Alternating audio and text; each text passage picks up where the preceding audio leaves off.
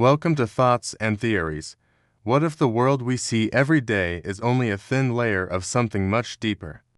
What if reality is not what we think it is? This question sounds strange at first, almost like something from a science fiction movie. But the more you explore it, the more you realize that some of the greatest philosophers, scientists, and thinkers in history have asked the same question, not because they wanted to be mysterious, but because they noticed something about human experience that does not fit neatly into our common sense understanding of the world. We like to believe that what we see is what is real. The room around us, the people we meet, the objects we touch, the streets we walk on. It all feels solid and obvious, but our senses are not perfect. They give us a filtered version of the world. Our brain interprets light, sound, and touch in ways that make sense for survival, not in ways that reveal the true nature of reality. For example, when you look at a tree, you see color and shape. You do not see the atoms, the empty space, the energetic forces. You do not see the deeper structure. The truth is that our eyes are not showing us reality as it is. They are showing us a simplified picture that helps us move around without confusion. This leads to a larger question. If everything we experience is filtered, then how much of reality are we actually seeing? Think of how animals experience the world. A bee can see ultraviolet patterns on flowers. A snake senses heat. A bat navigates through sound waves. Each creature sees a different version of the world. So, which one is the real one? The simple answer is that none of them see reality fully. They all see only what they need in order to survive. Humans are no different. We see only a slice of reality, not the full picture. Another idea comes from dreams. When you are dreaming, the world inside the dream feels real.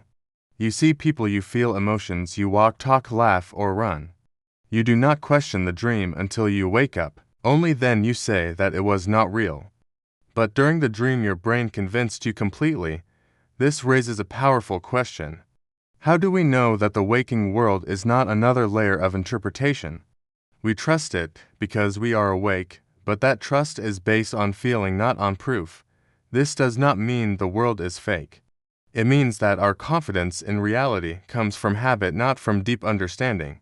Philosophers like Plato said that humans live with a limited view of truth. He imagined people in a cave, watching shadows on a wall, thinking the shadows were the whole world. In his view, most people never turn around to see the full picture. Whether or not you agree with Plato, the idea remains interesting. What if our daily life is the shadow and the deeper truth is behind us, but we never turn to look? Modern science adds even more questions. At the smallest level, matter behaves in ways that do not match our common sense. Particles appear and disappear. Light acts like a wave and a particle. Objects can be linked across distance in ways that still confuse scientists. These things are not guesses. They are measured and real. But they do not match the world we experience with our senses. This suggests that the reality we see is a stable illusion built on top of something far stranger. Another thought comes from the way humans understand time. We feel time moving forward. We talk about past, present, and future. But physics shows that time does not move the way we think it does. There is no clear boundary between now and later at the smallest scales. Our feeling of time is a mental construction. This means our sense of the world as a flowing story may not match the actual nature of reality. We live inside a perception, not inside a pure truth. Even our memories challenge our idea of reality. Humans trust memory, but memory is not a perfect recording. It changes every time you recall it. Scientists have shown that the brain edits memories without you realizing it. Sometimes it adds things that did not happen. Sometimes it deletes things that did. This means your sense of personal reality is built partly on stories that your brain reshapes. So, if your sense of self is built partly on flexible memories, your own identity becomes a shifting picture rather than a fixed truth. Another angle is technological. The more advanced computers and simulations become, the more we see how easily the brain can be fooled. Virtual environments trigger real emotional and physical reactions. People feel fear when looking over a virtual cliff. They feel wonder when standing in a virtual world. Their bodies respond as if everything is real. This shows us that the brain reacts to patterns, not to truth. It does not ask whether something is real. It only asks whether something feels consistent. This brings us to a deeper thought. If our senses, memories, and interpretations are all limited, then how much of our reality is shaped by our mind rather than by the external world? Consider how two people can look at the same situation and experience completely different realities. One person sees kindness while another sees threat. One sees opportunity while another sees failure. The world is the same. Their interpretation is different. This shows that reality is partly shaped by the observer.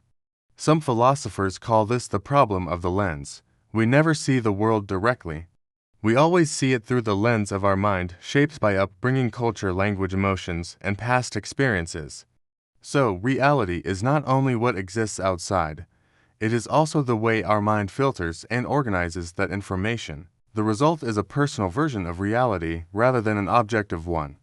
There is also the question of meaning. Humans create meaning. We give value to objects, ideas, relationships, and beliefs. Without humans, meaning does not exist. A mountain is just a mountain. A number is just a number. A law is just ink on paper. But our minds assign importance. This means that part of reality is not physical. It is conceptual, created through collective agreement and shared thought. Money works because people believe in it. Countries exist because people accept borders. Even time zones exist only because we all agree on them. So large parts of the world around us are built from ideas rather than physical objects. This raises a surprising question. If so much of our world is constructed by thought, then how much of what we call reality is a physical truth and how much is a mental structure? Humans constantly mix both without noticing. We treat ideas as solid things and we treat our personal views as universal truth. This creates a kind of illusion, not a fake world, but a world layered with interpretations. We can also look at how humans react to events. Two people can face the same situation, but one grows stronger while the other breaks. This shows that experience is not the event itself. Experience is the mind's interpretation of the event. Reality is partly inside us, not only outside. If that is true, then reality becomes a conversation between the world and the mind, not a simple reflection. Even language shapes our reality. The words we use limit or expand what we can understand. Some cultures have many words for one idea, while others have none. This affects how people think and how they see the world. When a language does not have a word for something, the people using that language often struggle to perceive that concept clearly. So language becomes another lens between us and reality. All these ideas lead to a strange but powerful conclusion. Reality as we experience it is a blend of the physical world, the human mind, and the limitations of our senses. This does not mean the world is fake or meaningless. It means the world is more complex than the simple picture we carry in our heads. When we say reality is not what we think, we are acknowledging that our experience is only a small and filtered part of something much larger. Understanding this does not remove meaning. It creates humility. It reminds us that our perspective is not the whole truth. It invites us to explore, ask questions, and stay open to the possibility that the world is more mysterious and layered than we imagine. It encourages us to look deeper and not assume that the surface is all there is. The purpose of asking these questions is not to answer everything. The purpose is to think, to explore the strange and beautiful fact that humans are aware enough to question their own perception. That in itself is part of what makes reality so interesting.